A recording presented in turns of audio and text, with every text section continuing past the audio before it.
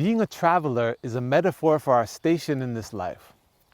The Prophet ﷺ said, "Be in this world as though you were a stranger or a wayfarer." When someone's a wayfarer, they travel light. They carry with them very few things, so they can be ready to move on as and when needed. They don't settle or put down roots deep, keeping free from attachments, because they know they're not staying. They plan to move on. The reality is that this life is not our final destination. Therefore, we shouldn't put our focus on getting comfortable here or be too preoccupied with achieving stability as defined in dunya ways, as we are often encouraged to do in this contemporary orientation to a life of consumerism and within capitalist economies. We want to focus instead on finding stability in rooting ourselves in surrender to Allah, no matter where we are. The status of a stranger in a strange land is such that the stranger doesn't fit in necessarily.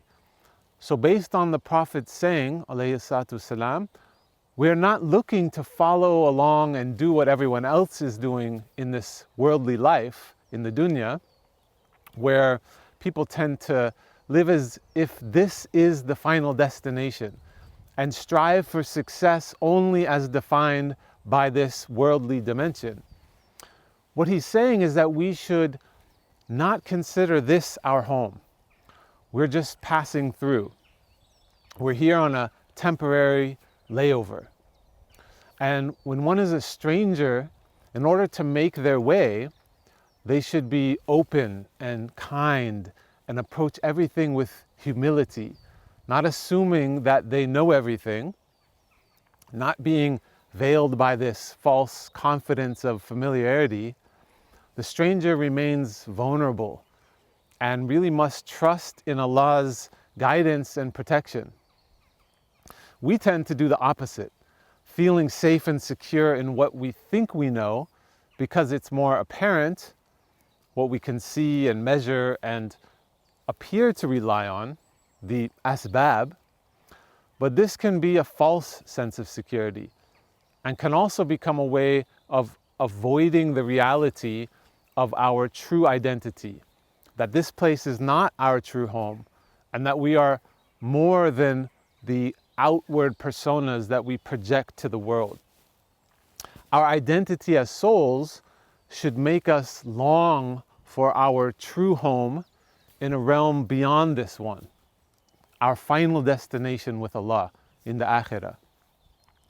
So when we shift our perspective and see ourselves as travelers passing through this realm and don't look to root ourselves and this sense of belonging in our worldly lives as our primary objective, then we can open the doors to allowing Allah to guide us to find our true path as His servants and to make room for growth beyond the station that we're in. If we're not weighed down with the attachment of our nafs to external circumstances, then we're better equipped to continue on the path and keep journeying. The Prophet ﷺ also said, "What is the dunya for me? An example of me and the dunya is that of a traveler who naps under the shade of a tree, then departs and leaves it." This dunya can pull us in and distract us from our journey, but it also provides ease and protection and refuge. We do need rest.